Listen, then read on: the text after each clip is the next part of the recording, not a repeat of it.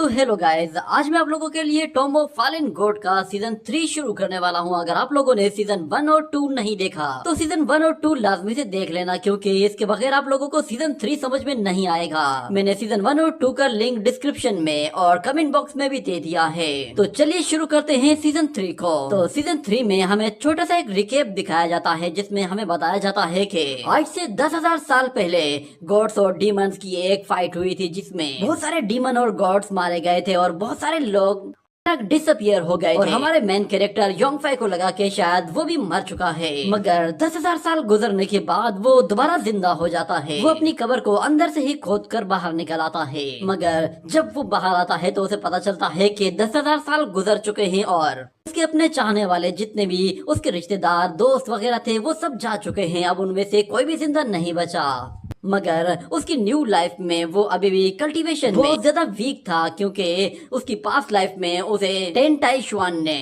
अपनी एनर्जी के जरिए इतना हर्ट किया था कि वो कभी भी दोबारा कल्टीवेट नहीं कर पाया।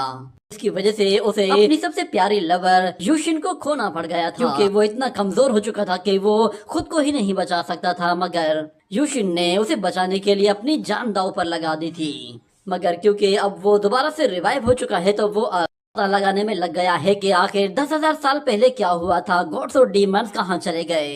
इसके लिए वो सबसे पहले ईस्टर्न चू किंगडम में जाता है और वहाँ पर ईस्टर्न चू किंगडम को एक बहुत बड़ी तबाही से बचा देता है। तो चू किंगडम का किंग उसे एक रॉयल नाइट का टाइटल दे देता है।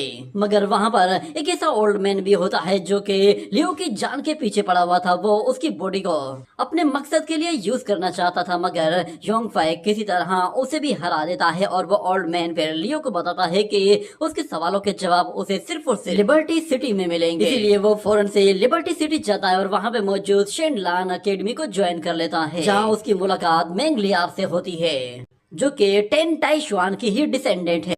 टाई शुआन ये वही लड़की है जिसने पास्ट लाइफ में योंगफाई की कल्टीवेशन को डिस्ट्रॉय किया था। मगर यहाँ पर योंगफाई बाई हुआ वैली में भी जाता है, जहाँ पर वो एक छोटी बच्ची से मिलता है, जिस बच्ची को देखकर उसे यूशिन की याद आती है, क्योंकि उस लड़की से उसे यूशिन की ही फीलिंग्स आ रही थी। और यहाँ से हमारी न्यू स्टोरी शुरू होती है, जहाँ हमें दिखाया जाता है कि वो अभी भी बाई हुआ वैली में ही मौजूद होता है और उसके सामने एक बड़ा सा ग्रीन स्टोन होता है, जिसके अंदर उसे कुछ दिखाई दे रहा था। वो वहाँ पर काफी ज्यादा इमोशनल होता है और उसके वहाँ पर तेज हवा का झोंका आता है तो उसके हाथ में मौजूद छाता उड़ जाता है और योंगफाई तेज बारिश में भीगने लगता है और उसे अपनी पास्ट मेमोरीज याद आती हैं, जिसमें हमें दिखाया जाता है कि वो यूशिन के साथ मौजूद होता है। मगर यूशिन उस वक्त बहुत ही बुरी हालत में होती है और मौत के मुंह में जाने वाली थी। बस वो कुछ देर पहले ही योंगफाई से कहती है कि तुम मेरे लिए उदास मत हो, बस तुम हमेशा वो याद रखना जो तुमने मुझसे कहा। तुमने मुझसे वादा किया है कि तुम मेरे दुश्मनों को खत्म करोगे, और याद रखना कि मैंने तुम्हें हमेशा यही कहा था कि तुम्हें मेरे होते हुए कोई भी चोट नहीं पहुंचा सकता। तुम तक पहुंचने के लिए दुश्मनों को मेरी डेड बॉडी के ऊपर से गुजरना होगा। मैंने अपना वादा पूरा कर दिया है और आज मुझे बहुत अच्छा फील हो रहा है। मगर बदकिस्मती से अब मैं तुम्हारे लिए और ज्यादा कुछ भी नहीं कर सकता। तुम्हें खुद अपने लिए अब कुछ करना होगा, क्योंकि मैं नहीं चाहती कि जो कुछ मेरे साथ हुआ है वो तुम्हारे साथ भी हो। ये कहते हुए वो खांसना शुरू करती है तो योंगफाई कहता है कि तुम घबराओ मत, मैं तुम्हें बचा लूंगा। मगर यूशिन कहती है कि क्या यहाँ पर बारिश हो रही है? आसमान इतना काला क्यों हो गया है? मुझे हर तरफ अंधेरा दिखाई दे रहा है। इतना कहते ही उसकी आंखें आहिस्ता आहिस्ता बंद होना शुरू हो जाती हैं और यूशिन उससे कहती है कि मैं जानती हूँ कि तुम मुझे कभी भी नहीं भूलोगे। मैं चाहती हूँ कि तुम जब बूढ़े हो जाओ तब भी तुम मुझे यूशिन कहकर ही पुकारना।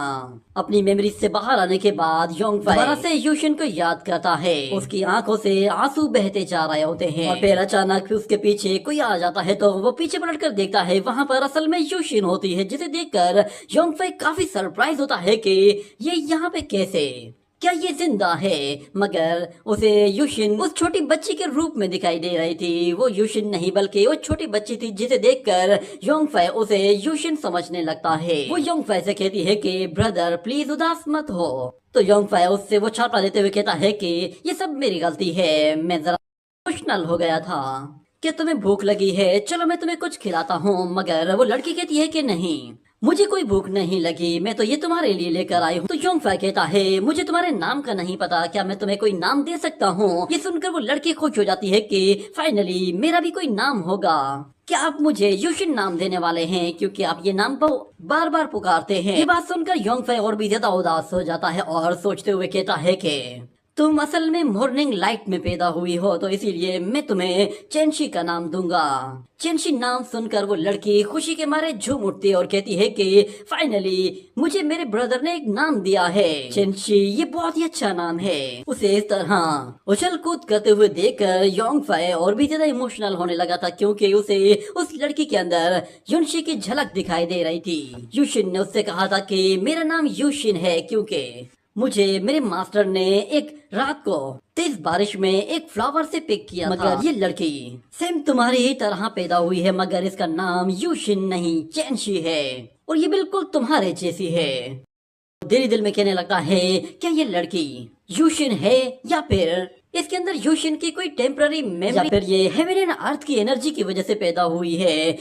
उसे सोचता हुआ और रोता हुआ देख चेंशी उसके पास आकर उसके आंसू पोंछती है और कहती है कि ब्रदर तुम इतने उदास क्यों हो रहे हो।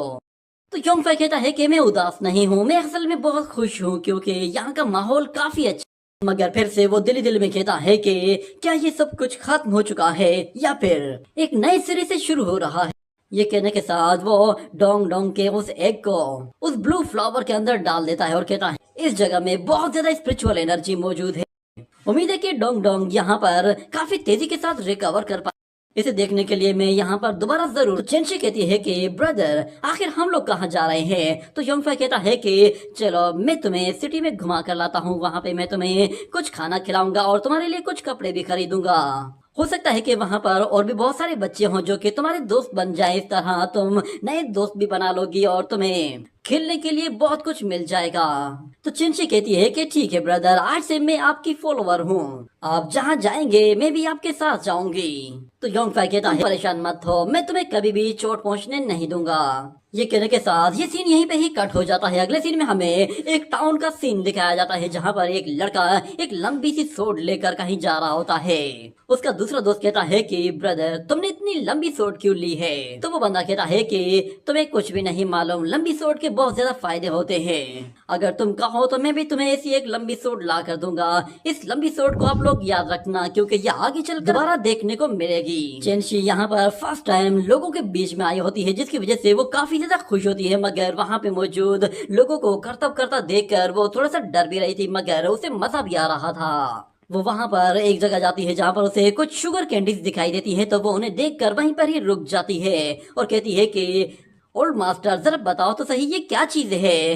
तो वो बंदा कहता है कि ये शुगर कैंडीज हैं जो कि बहुत ही ज्यादा सॉफ्ट होती हैं और मीठी होती हैं। तो योंगफे वहाँ पर आता है और कहता है कि क्या तुम्हें ये चीज चाहिए। इतना कहकर वो उसे एक बटरफ्लाई शुगर कैंडी निकाल कर देता है और कहता है कि तुम इसे ट्राई करके देखो, ये तुम्हें कैसी लगती है। मगर वो लड़की कहती है कि नहीं तुम इसे ट्राई करो। जिस पर योंगफे कहता है तुम तो सच में बहुत ही अच्छी लड़की हो, चलो मैं तुम्हें कुछ अच्छे अच्छे कपड़े दिला देता हूँ। ये कहने के बाद वो लोग एक कपड़े की मार्केट में आते हैं जहाँ पर वो उसे कुछ कपड़े दिलवाता है और उस शॉप ओनर से बात करता है और वो शॉप ओनर उसकी चॉइस पर कहता है कि ब्रदर तुम्हें कपड़े की काफी अच्छी पहचान है। इतने में चेंशी भी वहाँ पर आती है और वो अपने नए कपड़ों पर काफी ज्यादा अच्छी लग रही होती है। जिस पर वो शॉप ओनर कहता है कि ये लड़की तो सच में बिल्कुल चेंज लग रही है और काफी क्यूट भी है। मगर अचानक से वहाँ पर कोई शख्स दरवाजे को जोर से लात मारता है तो वो दरवाजा चेंशी से टकराता है और चेंशी वहाँ से दूर जा गिरती है। इतने में हम वहाँ पर एक मोटे आदमी को देखते हैं जिसने अपनी बाहों में एक लड़की को थमा हुआ होता है और उसके साथ कुछ और लोग भी मौजूद होते हैं। और वो चिल्लाते हुए उस शॉप ओनर से कहता है कि मैंने तुम्हें कुछ कपड़े रेडी करने के लिए कहा था, वो रेडी हैं या नहीं। मगर दूसरी तरफ योंगफे वो चेंशी के पास जाता है तो वो देखता है कि चेंशी को घुटने पर चोट लगी है। मगर वो कहती है कि ब्रदर मुझे कुछ भी नहीं हुआ, ये बस छोटी सी खरोच। उसे इस तरह देखकर योंगफे को बहुत गुस्सा आता है। जिस पर वो उस मोटे को घूर कर देखता है तो वो मोटा कहता है कि मुझे क्या घूर रहे हो, तुम्हें अपनी जान प्यारी नहीं है क्या, चलो मुझसे माफी मांग। मगर उस मोटे के साथ मौजूद वो लड़की कहती है ये बेवकूफ लड़का यहाँ कहाँ से आया है। वो योंगफे से कहती है कि सारी गलती तुम लोगों की है, तुम लोगों ने दरवाजे को ब्लॉक किया हुआ था। अगर तुम लोग मेरे यंग मास्टर के सामने ना खड़े हुए होते तो तुम्हें चोट भी ना लगती। अब इस तरह घूरना बंद करो वरना तुम्हारी ये लॉन्ग लाइफ बिल्कुल शॉर्ट हो जाएगी। मगर योंग फाई अभी भी उसे गुस्से से घूर रहा होता है, जिस पर वो मोटा कहता है कि लगता है कि शायद ये लड़का मुझसे माफी मंगवाना चाहता है। इसे शायद पता नहीं है कि मैं कौन हूँ, या फिर ये लड़का अपनी जिंदगी से तंग आ चुका है। मगर वो लड़की कहती है कि मुझे इन लोगों को देखकर ऐसा फील हो रहा है कि जैसे ये दोनों यतीम हैं, इनके पेरेंट्स हैं ही नहीं।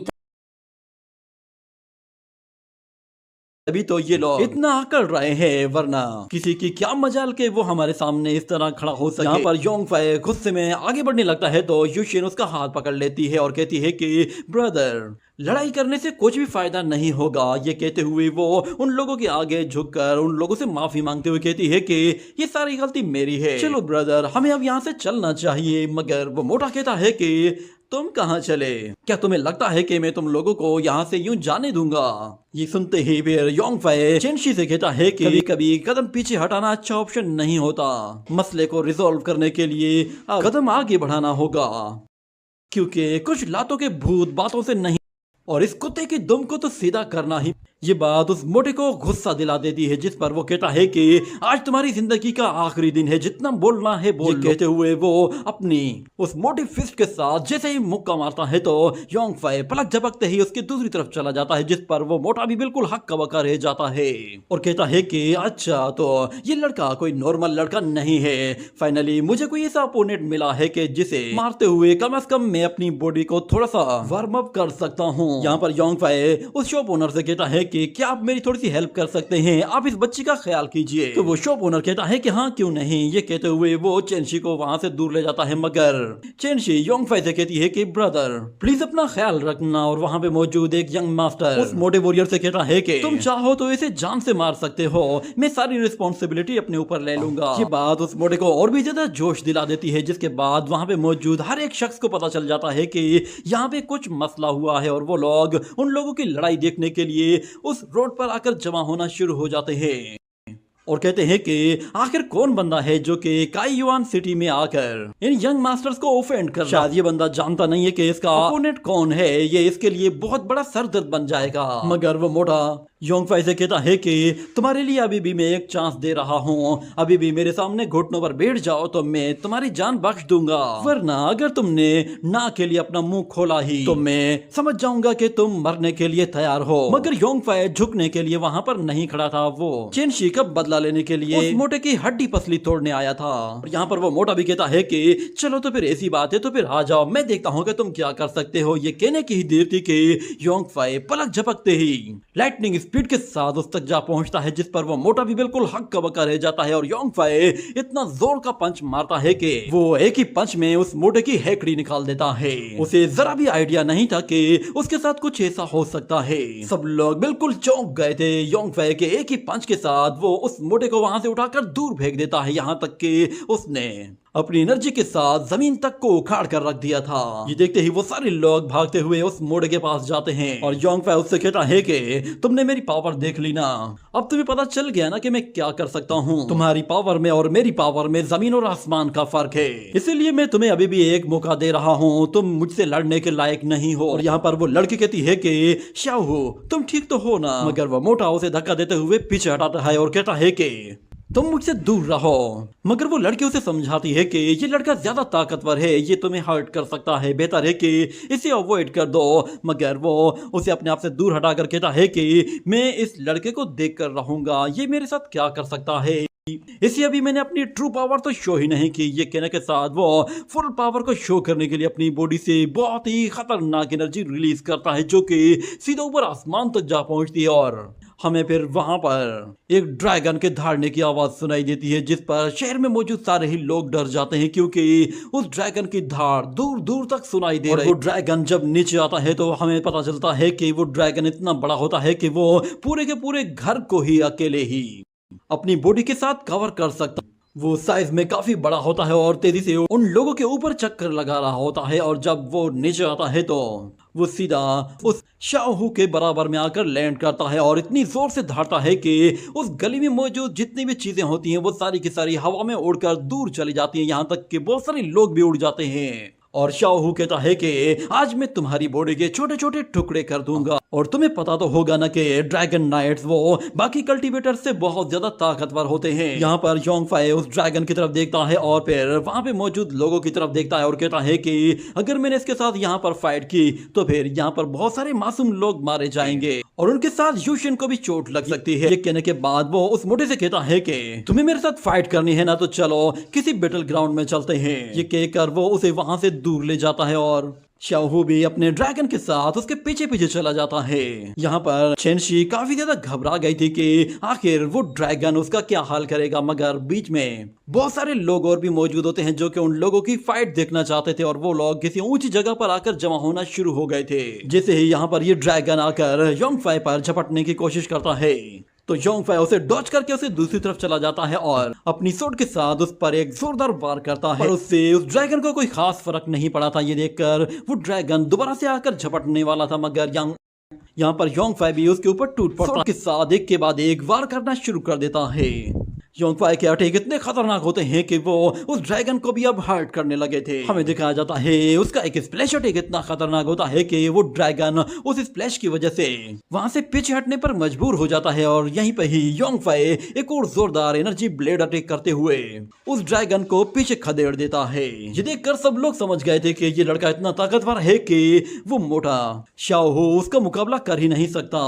मगर शाओहू फिर यहाँ पर चालाकी से अपनी उस गर्लफ्रेंड से कहता है कि उस छोटी बच्ची को पकड़कर मेरे हवाले करो। इतने में यहाँ पर योंगफाई वो अपनी सोड के साथ एक बड़ा अटैक करने की तैयारी करता है और दूसरी तरफ वो यंग मास्टर्स उस शॉप ओनर से चेनशी को छीन लेते हैं और उसके साथ मौजूद वो लेडी कहती है कि आखिर ये लड़की है किसकी, ये तो बहुत ही क्यूट लग रही है। यहाँ पर योंगफाई रुक जाता है और वो लड़की उससे कहती है कि अपना हथियार फेंक दो वरना ये लड़की मारी जाएगी। मगर योंगफाई कहता है कि उससे अपने हाथ दूर रखो वरना तुम्हारी खैर नहीं। ये सुनते ही वो लड़की कहती है कि अरे रे देखो तो सही, मैं तो डर गई। मगर यहाँ पर योंगफाई गुस्से में बिल्कुल लाल पीला हो रहा होता है और वहां पर वो लड़की अपना फैन लेकर उसके गले पर रखती है और कहती है कि तुम अगर एक अच्छे बच्चे की तरह हमारी बात मानते हो तो इस लड़की को कुछ भी नहीं होगा, और अगर तुमने हमारे करीब आने की भी कोशिश की तो फिर इस लड़की के साथ जो कुछ होगा उसके जिम्मेदार तुम खुद होगे। ये सुनने के बाद योंगफाई उन लोगों की तरफ जैसे आगे बढ़ता है मगर बीच में वो मोटा कूद पड़ता है और योंगफाई को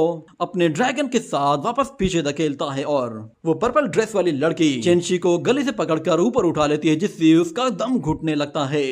और यहाँ पर वो मोटा एक के बाद एक सोडा अटैक कर रहा था मगर योंगफाई का ध्यान सिर्फ चेनशी की तरफ था क्योंकि चेनशी यहाँ पर बहुत ही बुरी सिचुएशन में थी। उसका दम घुटने लगा था और वो मौत के बिल्कुल करीब जा रही थी।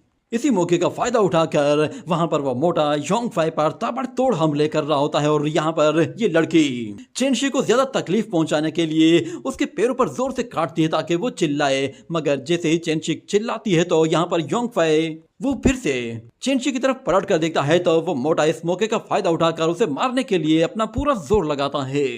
योंगफाई यहाँ पर चेनशी पर वो टॉर्चर होता हुआ देखता है तो वो कहता है कि मैं तुम लोगों को यहाँ पर जिंदा नहीं छोड़ूंगा। इतना कहने के बाद वो पर्पल ड्रेस वाली लड़की समझ जाती है कि ये लड़का फ्यूचर में हम बहुत बड़ी मुसीबत बन सकता है, इसीलिए इसे यहीं पे ही खत्म करना होगा और इसकी वीकनेस इस वक्त मेरे हाथों में है, यानी कि ये लड़का इस वक्त हम लोगों से ज्यादा एडवांटेज नहीं ले सकता। ये कहते ही वो उस लड़की को एक फुटबॉल की तरह उछाल फेंकती है तो दूसरा यंग मास्टर उसे कैच करने के लिए हाथ फैलाता है और उसे नीचे गिरने से बचा लेता है मगर वो भी उसे पकड़कर वहां से उछालकर दूसरी तरफ फेंक देता है। तो वहां पे मौजूद तीसरा यंग मास्टर वो उसे कैच करता है और कहता है कि चलो अब तुम्हारी बारी है। ये कहने के बाद वो तीसरे बंदे की तरफ फेंकता है तो वहां पर यूशिन गिरने ही वाली होती है मगर वो तीसरा मास्टर उसे पैरों से पकड़ता है और उल्टा लटका देता है। योंगफाई से ये बर्दाश्त नहीं हो रहा होता मगर दूसरी तरफ वो ड्रैगन उसे किसी सूरत वहां तक जाने नहीं देता। वो बार बार उसके रास्ते में आता है और उस पर आग उगलने लगता है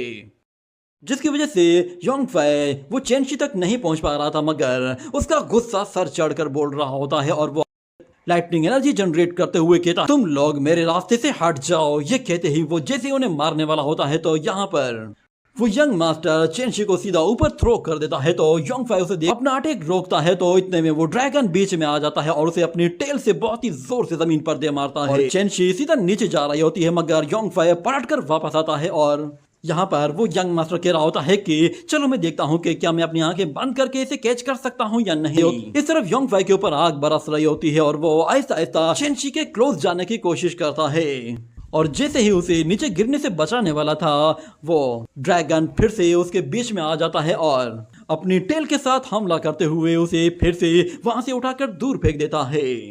पर यहाँ पर योंग फाई हार मानने को तैयार नहीं था और दूसरी तरफ वो यंग मास्टर जो कि आंखें बंद करके चेंशी को कैच करने वाला था वो नीचे गिर जाता है। तो वहां पे फिर वो लड़की आकर चेंशी को पकड़ लेती है और कहती है कि घबराओ मत, हम लोग इतने भी लापरवाह नहीं है कि हम लोग तुम्हारी इस वीकनेस को इतनी आसानी से खत्म कर देंगे। और वहां पर वो मोटा भी अपने ड्रैगन के साथ नीचे आकर लैंड करता है और योंग फाई से कहता है कि बच्चे तुम बहुत बड़ी मुसीबत में फंस गए हो। ये कहकर वो जोर जोर से हंसने लगता है और अपनी उस गर्लफ्रेंड से कहता है कि जरा इस लड़की को मेरी तरफ थ्रो करो।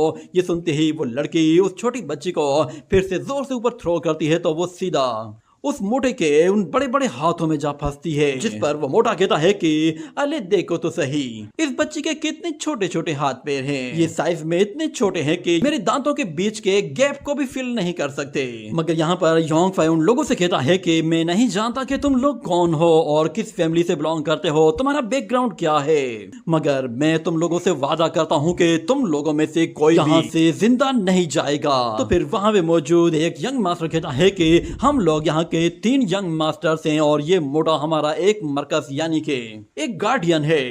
हम लोग चाहें तो तुम्हें पलक झपकते ही मार सकते हैं। मगर यहाँ पर योंग फाई वो चेंशी को इस तरह तकलीफ में देखकर गुस्से में भड़क जाता है और कहता है कि तुम लोग अपनी हद से बढ़ रहे हो। ये कहने के वो फिर से अपनी बॉडी से एनर्जी रिलीज करता है तो इस मर्तबा हम देखते हैं कि उसका ऑरा बिल्कुल रेड हो चुका होता है, यानी कि उसका गुस्सा अब एक्सट्रीम लेवल पे जा रहा था। वो अपनी फुल स्पीड के साथ लाइटनिंग स्पीड से वहां पे जाने की कोशिश करता है, मगर दूसरी तरफ हमें दिखाया जाता है कि उसका माइंड डाइवर्ट करने के लिए वो मोटा फिर से चेंशी का सहारा लेता है और योंग फाई से कहता है कि तुम मुझे मारना चाहते हो ना, चलो पहले इस लड़की पर निशाना लगाकर दिखाओ उसे। वहां पर देखते ही योंग फाई फौरन से अपनी सोर्ड का रुख दूसरी तरफ कर देता है तो उसका वो सोर्ड अटैक इतना जोर से जाकर एक घर पे हिट करता है कि उसे बीच में से काट कर 2 टुकड़े कर देता है और वो यंग मरकज एक सोड एनर्जी अटैक के साथ फिर से योंग फाई को बुरी तरह से हर्ट करते हुए नीचे गिरा देता है और कहता है कि चलो थोड़ा सा छुपन छुपाई खेल कर देखते हैं। ये कहने के साथ वो चेंशी को लेकर उस ड्रैगन के साथ हवा में ऊपर चला जाता है तो वो उस धुएं में कहीं गायब हो जाता है और योंग फाई नीचे उसे देख तक नहीं पा रहा था कि वो कहां चला गया। मगर वो मोटा उस ड्रैगन के साथ हवा में काफी ऊपर तक चला जाता है और जैसे ही वापस नीचे आता है तो योंग फाई देखता है कि चेंशी अभी भी उसके हाथ में है और वो उस पर डायरेक्ट हमला कर ही नहीं सकता, जिस पर उसे काफी ज्यादा गुस्सा आने लगता है कि वो इतनी बुरी सिचुएशन में क्यों है। मगर वो मोटा कहता है कि अगर तुमने कोई भी अटैक करने की कोशिश की तो मैं इस लड़की का सर मसल दूंगा। ये कहने के बाद वो अपने ड्रैगन के पंजे के साथ बहुत ही योंग फाई के ऊपर उस ड्रैगन को लैंड करवाता है तो वो ड्रैगन योंग फाई को अपने पंजों में दबाते हुए जमीन पर रगड़ते हुए जा और दोबारा से अपने पंजे के साथ उसे और भी ज्यादा जमीन में धंसा देता है, जिससे योंग फाई को बहुत ही ज्यादा दर्द महसूस होता है और वो काफी चिल्लाता भी है। उसे इस हाल में देखकर यूशिन की आंखों में आंसू आ रहे होते हैं, मगर उस मोड़े को उस पर जरा भी तरस नहीं आता। वो कहता है कि तुम्हें आज यहाँ पे मरना ही है, वरना आज के बाद कोई भी मेरी इज्जत नहीं करेगा।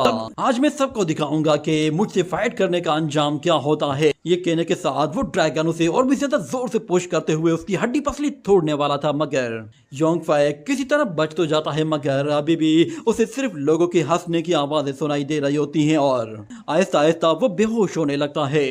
देखते ही देखते उसकी आंखें बंद हो जाती हैं तो हम लोग फौरन से उसके सी ऑफ कॉन्शियसनेस में आ जाते हैं, जहां पे हमें दिखाया जाता है कि वो एक जगह खड़ा होता है और उसके चारों तरफ चेन्स बंधी हुई होती है और उसके दूसरी तरफ हमें उसका एक दूसरा रूप भी दिखाई देता है जो कि बहुत ही खतर काफी ताकतवर रूप होता है। वो योंग फाई से कहता है तो फाइनली तुम फिर से इस सिचुएशन में आ गए जब तुम बहुत ज्यादा कमजोर फील कर रहे हो।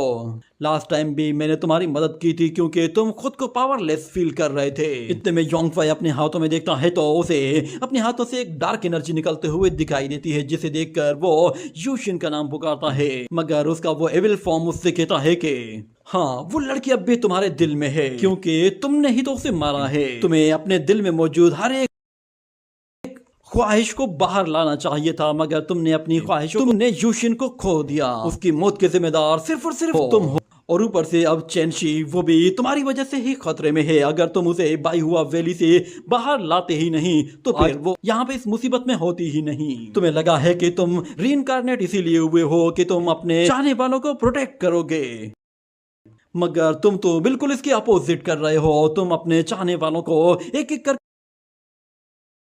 तुम बहुत ज्यादा अच्छे बनने की कोशिश करते हो, जिसकी वजह से तुम्हारे दुश्मन इसी मौके का फायदा उठाते हैं। अगर तुमने अपने दुश्मनों को कोई मौका ही ना दिया होता तो वो कभी भी तुमसे 10,000 साल पहले तुमने यूशिन को अपनी गलतियों की वजह से खो दिया, और 10,000 साल के बाद आज चेंशी तुम्हारी वजह से खतरे में है। क्या तुम उसे भी यूं ही मरता हुआ? इतने में योंगफाई को फिर से वही मेमोरीज दिखाई देती हैं जो कि उसने चेंशी के साथ गुजारी होती हैं, और योंगफाई का वो एविल फॉर्म उससे कह रहा होता है कि किसी के लिए खड़ा हो पाना इतना आसान नहीं। तुम्हें ट्रू फॉर्म शो करना चाहिए, तुम्हें इससे ग्रेट पावर मिलेगी और तुम अपनी सारी ख्वाहिशें पूरी कर सकते हो। तुम जिसे चाहे मार सकते हो। इतना कहने के साथ ही हम देखते हैं कि योंगफाई की आंखों का कलर बिल्कुल चेंज हो जाता है और उसके अंदर इतना ज्यादा गुस्सा आ जाता है कि वो बहुत ही जोर से चिल्लाते हुए अपनी बॉडी से काफी ज्यादा एनर्जी रिलीज करता है और उसका माइंड स्पेस पूरी तरह से चेंज हो जाता है, जिसके बाद हमें दिखाया जाता है कि वो बिल्कुल पूरी तरह से एविल बन चुका होता है और कहता है कि अब मेरी वजह से कोई भी नहीं मारा जाएगा, मैं अब किसी को भी मरने नहीं दूंगा। दूसरी तरफ हमें दिखाया जाता है कि वहां पे कायुआन सिटी के बहुत सारे सोल्जर्स आना शुरू हो जाते हैं। वो पूरी की पूरी आर्मी वहां पर एक जगह आकर जमा होती है और दूसरी तरफ योंगफाई वो फिर से उस ड्रैगन के पंजों से आहिस्ता आहिस्ता खुद को बाहर निकाल रहा होता है। ये देखकर शाहू बिल्कुल हैरान हो जाता है और फिर हमें दिखाया जाता है कि योंगफाई की बॉडी के अंदर से बहुत ही ज्यादा एनर्जी रिलीज होना शुरू हो जाती है, जिस पर वो मोटा भी काफी ज्यादा डर जाता है। देखते ही देखते वो एनर्जी इतनी ज्यादा बढ़ जाती है, वहां पे मौजूद हर एक बंदा उससे डरने लगता है, यहाँ तक कि उसके प्रेशर की वजह से हर एक चीज उड़कर दूर चली जाती है। वो प्रेशर ड्रैगन भी बहुत ही मुश्किल से खुद को होल्ड कर पा रहा था। उन लोगों ने आज से पहले कभी भी ऐसा औरत देखा ही नहीं था। इतने में हमें दिखाया जाता है योंगफाई पलक झपकते ही उस ड्रैगन के साथ साथ उस वॉरियर पर भी हमला करते हुए उसका हाथ काट देता है और उस तरफ उस ड्रैगन का एक सिंग कट कर सीधा हवा में ऊपर चला जाता है। हमें दिखाया जाता है कि योंगफाई ने एक ही अटैक में उस मोटे बंदे का हाथ काट दिया होता है और साथ में वो चेंशी को भी छुड़ा लेता है, मगर साथ में उस ड्रैगन का वो सिंग वो भी उसके हाथों में आ जाता है। देखकर वो मोटा बंदा बहुत ही जोर से चिल्लाता है और रोना शुरू कर देता है, क्योंकि उसका हाथ कटने की वजह से उसे बहुत ज्यादा तकलीफ हो रही थी। मगर योंगफाई वो सिंग पकड़ता है और उस बंदे की तरफ मुड़ता है और जैसे जैसे उसके करीब आता है तो वो बंदा बिल्कुल खामोश हो जाता है, क्योंकि उसे पता चल गया था कि उसकी मौत उसके सर पर आ पहुंची है। वो जैसे ही योंगफाई की तरफ पीछे पलटता है तो योंगफाई उस पर उसी सिंग के साथ वार करता है और वो उसके ही सिर में घुसा देता है, जिससे उस बंदे का काम वही तमाम हो जाता है। और देख कुछ ही सेकंड्स गुजरते हैं और वो पूरी तरह से खत्म होकर उसी ड्रैगन से नीचे जा देखकर नीचे मौजूद सारे ही लोग बहुत ही ज्यादा डर जाते हैं। और साथ में वो ड्रैगन जब पूरी तरह से रिलीज हो जाता है तो वो भी आउट ऑफ कंट्रोल हो जाता है, क्योंकि पहले तो वो उस मोटे आदमी के कंट्रोल में था, मगर उसके मरने के बाद वो पूरी तरह से रिलीज हो चुका था।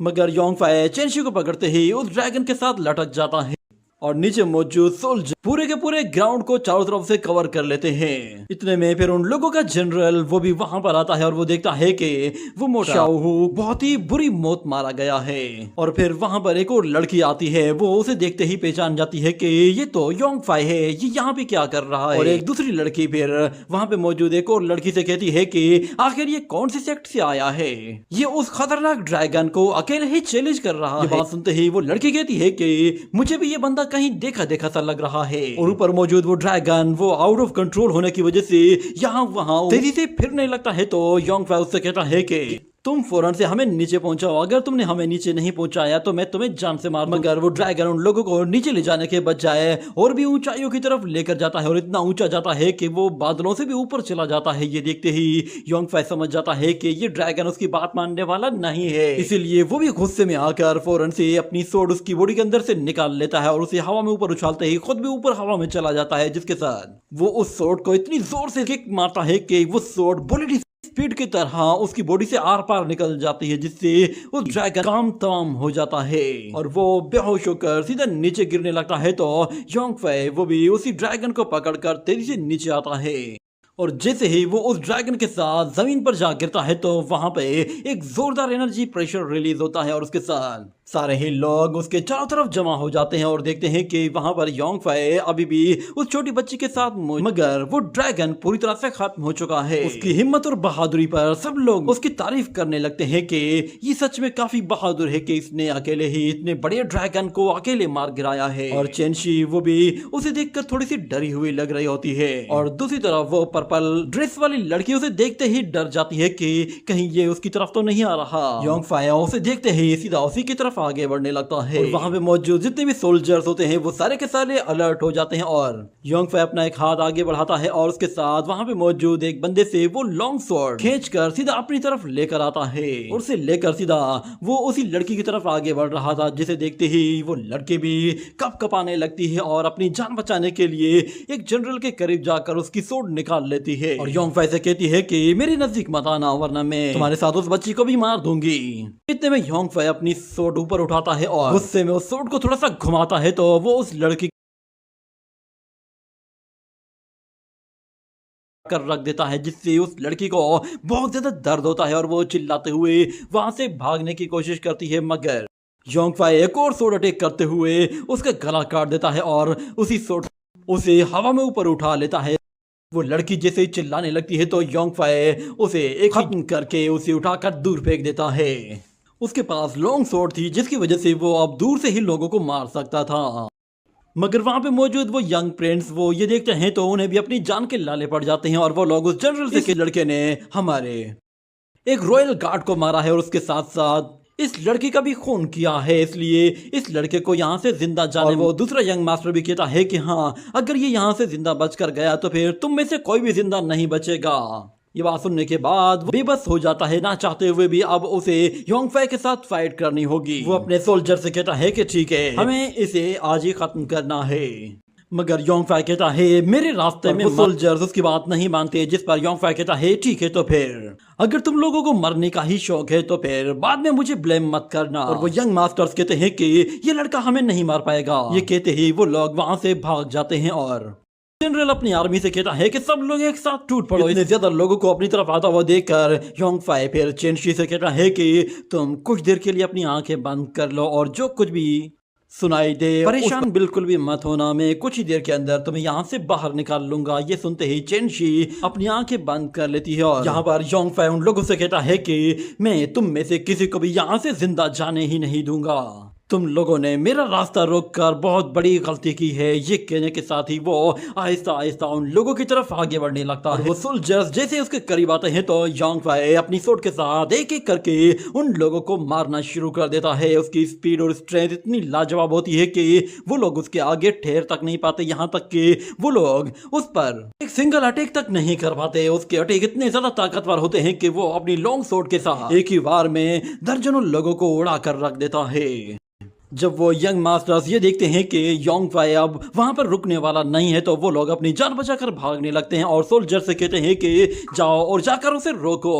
मगर जितने सोल्जर्स जा रहे थे उतने ही सोल्जर्स वहां पर मारे जा रहे। योंगफei के अटैक इतने ज्यादा फास्ट होते हैं कि उन लोगों को दिखाई तक नहीं देते। वो पल भर में ही न जाने कितने ही लाशों के ढेर लगा देता है, मगर उसके बावजूद भी सोल्जर्स आए जा रहे होते हैं और योंगफei उन्हें मारता ही जा रहा था। चेनशी वो अपनी आंखें बंद की हुई होती है, उसे मालूम ही नहीं था कि उसके आसपास क्या चल रहा है। मगर यहाँ पर योंगफei वो अपने डीमन फॉर्म में इतना खतरनाक हो गया था कि वो अब किसी पर भी रहम खाने वाला नहीं था। उसने अपनी तरफ आने वाले किसी भी वॉरियर को जिंदा नहीं छोड़ा था। वहां पर हमें दिखाया जाता है लाशों के ढेर लगे हुए होते हैं और उन लाशों के ढेर के ऊपर वो अकेला खड़ा हुआ। और फिर वहां पर कुछ और सोल्जर्स आते हैं और उनके साथ वो जनरल भी वहां पर आता है और वो देखता है कि योंगफei ने अकेले ही उसकी आधी से ज्यादा आर्मी को उड़ा कर रख दिया है। इतने में उसकी वो एक पुरानी दोस्त जो कि शेनलान अकेडमी में उसके साथ थी, वो उससे कहती है कि प्लीज ये सब कुछ यहीं पे ही रोक दो। अगर हमारे बीच में कोई मिसअंडरस्टैंडिंग हुई है तो हम उस पर बात कर सकते हैं। उसका नाम सुनते ही वो सब लोग पहचान जाते हैं कि योंगफei ये तो वही लड़का है ना जिसने ईस्टर्न चू किंगडम को बचाया था और ये ईस्टर्न चू किंगडम का एक रॉयल सोल्जर है। सब लोगों को अब उसके बारे में पता चलना शुरू हो जाता है कि ये एक ग्रेट वॉरियर है। इसके बारे में कहा जाता है कि इसके पास एक ऐसी लेजेंडरी कमान है कि जो एक ही अटैक के साथ खतरनाक ड्रैगन को भी चारों शाने चित कर सकती है। जब जनरल को ये सारी बातें पता चल जाती हैं तो वो अपनी आर्मी को आगे बढ़ने से रोक देता है। जोंग से कहता है कि अगर तुम ईस्टर्न शू किंगडम के एक रॉयल सोल्जर हो तो फिर तुम्हारे साथ फाइट करने का कोई फायदा नहीं। हम लोग आपस में बात कर सकते हैं, बस मैं चाहता हूँ कि तुम अपनी सोड नीचे कर। ये बात सुनने के बाद योंग फाई अपनी सोड जैसे ही नीचे करता है तो वो जनरल कहता है कि हम लोग बहुत ही अच्छी बातें करेंगे। कहकर वो आगे बढ़ने लगता है तो दूसरी तरफ से योंग फाई वो भी नीचे आता है और उन दोनों यंग मास्टर्स को लगा कि शायद अब यहाँ पर आपस में बातें होने वाली हैं तो बातचीत से शायद कोई मसले का हल निकाला जाएगा या फिर उन लोगों की कम से कम जिंदगी तो बचाई जा सकेगी। और बातों ही बातों में शायद वो लोग योंग फाई को, वो जनरल योंग फाई को अपने करीब आता देखकर उससे कहता है कि तुमने काफी अच्छा फैसला किया है कि तुमने अपना हथियार डाल दिया है। मैं जानता हूँ कि हमारे उस यंग मार्कस ने तुम्हें उकसाया होगा, मगर योंग फाई उसकी बात सुने बगैर ही उसे क्रॉस करते हुए सीधा उन यंग मास्टर्स की तरफ चला जाता है, जिस पर वो जनरल भी हैरान रह जाता है।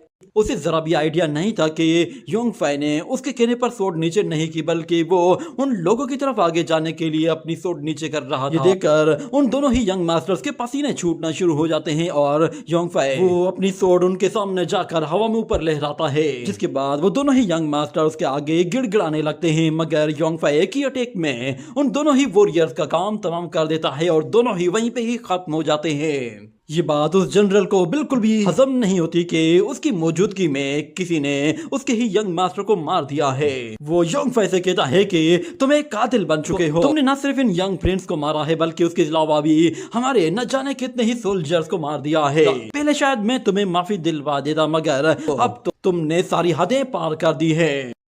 भले ही तुम ईस्टर्न शू किंगडम के प्रोटेक्टर हो, मगर इससे कोई फर्क नहीं पड़ता। तुम्हारा क्राइम अब बहुत बड़ा हो चुका है, तुमने अपनी सारी लिमिट्स क्रॉस।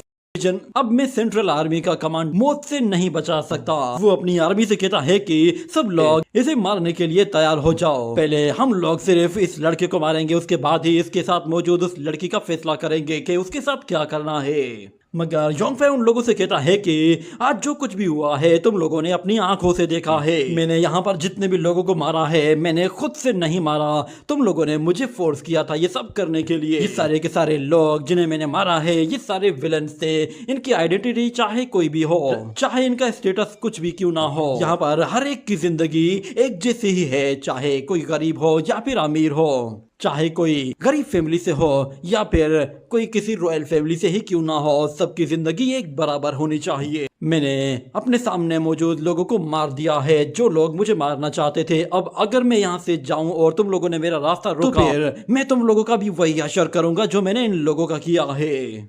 मैं अब किसी पर भी कोई तरस नहीं खाऊंगा। ये देखकर वो लड़की हैरान हो जाती है कि क्या ये लड़का वही योंग फाई है जिसे मैं जानती हूँ? ये बिल्कुल बदल चुका है। हमें दिखाया जाता है कि वहाँ पर अब और भी ज्यादा सोल्जर्स आना शुरू हो गए थे। पूरी की पूरी आर्मी ही वहाँ पर आना शुरू हो गई थी, जिस पर उस ग्राउंड में मौजूद सोल्जर्स भी काफी ज्यादा डर गए थे। अब उन्हें लगा था कि सिचुएशन अब और भी ज्यादा खतरनाक होने वाली है। जैसे ही वो सारे के सारे सोल्जर्स उस ग्राउंड में पहुंचते हैं तो वो सोल्जर्स इतने ज्यादा होते हैं कि पूरी जमीन ही कांपने लगती है।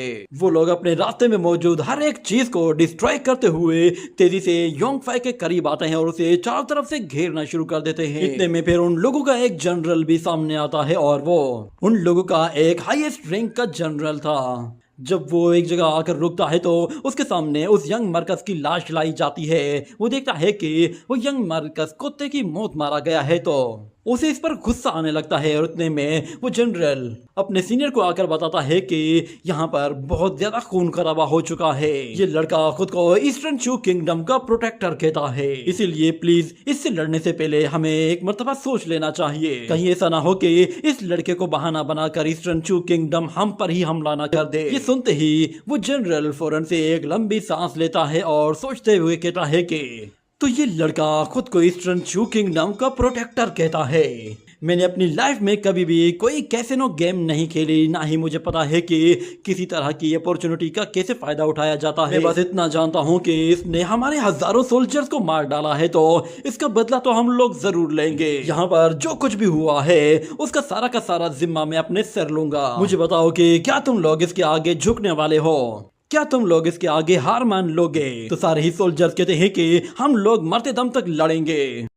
ये सुनकर वो सारे के सारे लोग बहुत ज्यादा जोश में आ जाते हैं और उन लोगों का जनरल भी जोर जोर से हंसते हुए कहता है कि डेथ बैटल की जरूरत ही नहीं पड़ेगी। तुम सारे के सारे मेरे सेंट्रल आर्मी, तुम लोगों को ऑर्डर दे रहा हूँ कि फौरन से अपने हेड आर्मर्स उतार कर नीचे फेंक दो। ये सुनते ही वो सारे के सारे सोल्जर्स अपने आर्मर्स को उतार कर नीचे फेंकना शुरू कर देते हैं और वो जनरल उन लोगों से कहता है कि अब मैं तुम लोगों का जनरल नहीं बल्कि मैं तुम लोगों का फादर हूं और मैं तुम लोगों को एक फैमिली की तरह ट्रीट करूंगा। अब मैं चाहता हूं कि तुम लोग मेरी फैमिली का बदला लो। ये लड़का ईस्टर्न चू किंगडम का कोई प्रोटेक्टर नहीं है, ये बस ढोंग कर रहा है। ये एक कातिल है जिसने न जाने कितने लोगों की जान ली है और अब इसकी जान लेने का वक्त आ चुका है। ये सुनकर योंगफाई कहता है अगर ऐसा है तो फिर ठीक है, मैं भी तुम लोगों पर जरा भी तरस नहीं खाऊंगा। ये सुनते ही वो जनरल हंसने लगता है और कहता है कि मैं नहीं जानता कि तुम कौन हो और तुम्हारा बैकग्राउंड क्या है, मगर तुम मेरी टेरिटरी में घुसकर मेरे लोगों को मारा है और मैं तुम्हें यहाँ पर अपनी मनमानी करने नहीं दूंगा। जो कुछ भी यहाँ पर हुआ है उसकी सजा सिर्फ और सिर्फ मौत है। ये कहने के साथ वो अपनी सोड हवा में ऊपर उठाकर उसे जैसे ही नीचे की तरफ करता है तो फिर वहां पर जंग का तबल बजा दिया जाता है और पूरी की पूरी आर्मी ही योंगफाई की तरफ आगे बढ़ती है। तो ये देखकर योंगफाई वो चेनशी से कहता है कि तुम्हें डरने की कोई जरूरत नहीं, मैं चाहता हूँ कि बस तुम अपनी आंखें बंद रखो और कोई आवाज न सुनो। बस थोड़ी ही देर लगेगी, कुछ ही देर में ये मैदान साफ हो जाएगा। यहाँ पर वो सोल्जर्स बहुत ही तेजी से आ रहे होते हैं और यहाँ पर योंगफाई वो फौरन से एक कपड़ा बाहर निकालता है और कहता है कि आज मैं दुनिया को दिखाऊंगा कि जंग कैसे लड़ी जाती है। ये कहने के साथ वो उसी कपड़े के साथ चेनशी को अपनी बॉडी के साथ बांध देता है ताकि वो अपने दोनों हाथों को अच्छी तरह से यूज कर सके। पहले तो उसने अपने सिंगल हैंड का ही यूज किया था, मगर अब वो दोनों हाथों से फाइट करने वाला था। जैसे जैसे वो सोल्जर्स आगे बढ़ रहे होते हैं तो योंगफाई भी तेजी से आगे बढ़ रहा होता है। उसकी स्पीड आहिस्ता आहिस्ता बढ़ती जा रही होती है। जैसे जैसे वो सोल्जर्स करीब आ रहे होते हैं तो योंगफाई अपनी स्पीड को लाइटनिंग स्पीड के करीब तक लेकर चला और उसके सामने वो जनरल सबसे आगे आ रहा होता है। तो योंगफाई अपनी सोट के साथ सबसे पहले उसकी बॉडी को धड़ से काट कर उसे अलग कर देता है। इस तरह जंग की शुरुआत में ही जनरल बेमौत मारा जाता है और योंगफाई यहाँ पर रुकने का नाम नहीं लेता।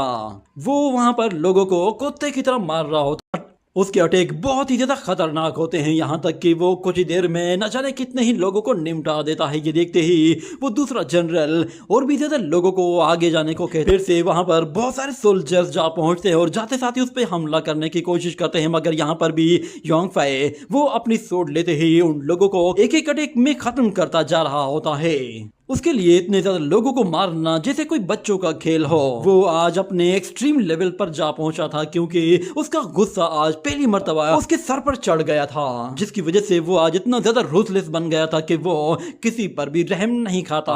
उसे इस चीज की कोई परवाह नहीं होती कि उसके सामने कौन है, बस जो भी आता है उसे दे मार साड़े मार। पर यहाँ पर सोल्जर्स कम होने का नाम ही नहीं ले रहे होते। जितने सोल्जर्स को मारा जाता है उतने ही कीड़े मकोड़ों की तरह आते जा रहे होते। मगर योंगफाई वो अब बिल्कुल थक चुका था, उसमें अब जरा भी हिम्मत नहीं थी कि वो ज्यादा देर तक फाइट कर सके। और उन सोल्जर्स को भी जब ये दिखाई देता है कि ये लड़का अब कमजोर पड़ चुका है तो वो लोग समझ जाते हैं कि अब इसी मौके का फायदा उठाया जा सकता। जैसे ही वो लोग आगे बढ़ने लगते हैं तो योंगफाई फिर से खड़ा होता है, मगर उससे पहले ही वहां पर एक एल्डर आ पहुंचता है जो कि एक लाइटनिंग एनर्जी अटैक के साथ सब लोगों को वापस पीछे खदेड़ देता है। ये देखकर योंगफाई भी परेशान हो जाता है कि ये कौन बंदा है। तो वो एल्डर कहता है कि मैं तुम्हारा ही डिसेंडेंट हूँ, गोंगफू। वो योंगफाई के पीछे आकर खड़ा हो जाता है और हाँ ये पैलेस को वैसे ही मास्टर ने अपने कंट्रोल में कर लिया है। यांग जिंगू मास्टर्स भी वो बहुत जल्द यहाँ पर आने वाले हैं, हमें जितना जल्दी हो सके यहाँ से बाहर निकलना होगा। मगर वो सोल्जर अपनी आर्मी से कहता है कि तुम सब लोग खड़े क्या हो, इन लोगों को खत्म कर दो। ये देखते ही वो एल्डर पे योंगफाई से कहता है कि तुम्हें जल्द से जल्द वापस शेनलान अकेडमी में जाना चाहिए, मैं इन लोगों को अकेले ही हैंडल कर लूंगा। ये कहने के बाद योंगफाई कहता है कि ठीक है, वो सोल्जर्स जैसे ही करीब आ रहे होते हैं तो वो एल्डर फौरन से अपनी थंडर लाइटनिंग एनर्जी का इस्तेमाल करते हुए उन सोल्जर्स पर जैसे ही हमला करता है तो दूसरी तरफ योंगफाई वो अपनी सूट जमीन पर मारते हुए उससे एक जोरदार एनर्जी वेव रिलीज करता है। मगर उसके भागने से पहले ही वहां पर एक और एल्डर की एंट्री हो जाती है और वो कहता है कि मैं देखता हूँ कि कौन यहाँ से भाग कर जाता है। ये आवाज सुनने के बाद सब लोग ऊपर की तरफ देखते हैं तो ऊपर आसमान में बिजली कड़क रही होती है और उस बिजली के साथ एक एल्डर एक टावर के ऊपर अपीयर होता है और वो योंगफाई से कहता है कि तुम लोग मेरे रॉयल सिटी में आकर रॉयल सोल्जर्स को मारने के बाद ये सोच रहे हो कि तुम लोग यहाँ से भाग पाओगे। तो मास्टर गोंगफू फौरन से योंगफाई से कहता है कि ये काफी ज्यादा ताकतवर है, हमें निकलना चाहिए। ये सुनते ही योंगफाई उसके साथ भागने की कोशिश करता है तो ऊपर मौजूद वो मास्टर कहता है कि तुम्हें लगता है कि मेरे होते हुए तुम लोग यहाँ से निकल कर भाग जाओगे। इतना कहते ही वो अपनी पावर का यूज करता है और उसके साथ वो उन लोगों के ऊपर एक बहुत ही जोरदार ग्रेविटी प्रेशर डालता है जिससे वो दोनों के दोनों वहीं पर ही फंस जाते हैं। और वो मास्टर फिर योंगफाई से कहता है कि क्या तुम वही लड़के हो जिसने उस ड्रैगन को एक ही हिट में मार दिया था। तो योंगफाई कहता है कि मैं उस दिन उस अटैक में इफेक्ट हुआ था और मैंने खुद को बचाने के लिए वो सब किया और आज भी मैं यहाँ पर खुद को बचाने के लिए वो सब दोबारा कर सकता हूँ। इसलिए तुम्हारे लिए बेहतर यही है कि तुम लोग मेरे रास्ते में रुकावट मत डालो। पर यहाँ पर वो एल्डर कहता है कि तुमने न जाने कितने लोगों को मारा है, तुम सोच भी कैसे सकते हो कि मैं तुम्हें यहाँ से जिंदा जाने दूंगा। मैं इस सारे के सारी सिचुएशन को अब अपने कंट्रोल में ले रहा हूँ, अब इसका नेशनल सिक्योरिटी से कोई लेना देना नहीं है। तो योंगफाई कहता है कि तुम अपने स्टेटस का फायदा उठाने की कोशिश कर रहे हो, तुम्हें लगता है कि तुम्हारे हाई स्टेटस की वजह से मैं तुमसे डर जाऊंगा। तुम जानते भी हो कि मैं ईस्टर्न चू किंगडम का एक रॉयल सोल्जर हूँ। अगर तुम लोगों ने मुझे मारने की कोशिश की तो फिर तुम लोग ईस्टर्न चू किंगडम को क्या मुंह दिखाओगे। ये बात उस एल्डर को काफी ज्यादा बुरी लगती है और वो कहता है कि तुम मेरे सामने खड़े होकर मुझे ही धमकियां दे रहे हो। तुम्हें क्या लगता है कि ईस्टर्न चू किंगडम तुम्हारे अकेले के लिए पूरी की पूरी आर्मी को यहाँ पे मरने के लिए भेज देगा? मुझे इस पर जरा भी यकीन नहीं आता। ये कहने के साथ वो भी फौरन से अपनी एनर्जी का इस्तेमाल करते ही वहां पर एक पोर्टल क्रिएट करके उससे एक जायंट स्पिरिचुअल हैंड क्रिएट करते ही योंगफाई पर हमला कर देता है। तो वहां पर गोंगफू सामने आ जाता है और वो उस अटैक को रोकने के लिए अपनी पावर का इस्तेमाल करता है। तो दोनों ही अटैक एक दूसरे से टकरा कर डिस्ट्रॉय हो जाते हैं, मगर उसके गोंगफू उस अटैक की वजह से काफी हर्ट भी होता है और वो योंगफाई से कहता है कि ये काफी ताकतवर है। मगर यहाँ पर वो एल्डर कहता है कि तुम्हें क्या लगा था कि तुम मेरा मुकाबला करोगे? गोंगफू कहता है कि तुम्हें मेरे यंग मास्टर से दूर रहना है। इतने में ऊपर मौजूद वो एल्डर फिर से वो यूज करते हुए योंगफाई को मारने की कोशिश करता है और उसी के साथ ये एपिसोड यहीं पे